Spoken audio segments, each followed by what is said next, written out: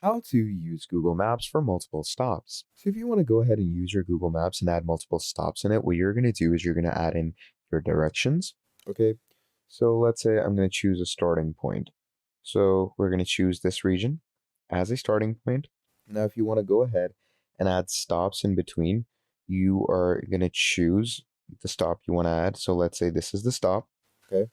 You're going to go into options. And once you go into options, you're going to make sure that this is going to be a stop, and you're going to click on add destination, and then you can add more stops just by adding more destinations. So now we've added all our stops. So as you can see, we're going to go from here to here, then they're going to take us from here to here, and then we have our final stop right about here.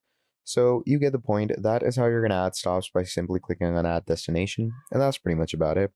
So thank you for watching, and I will be seeing all of you in the next video. Goodbye.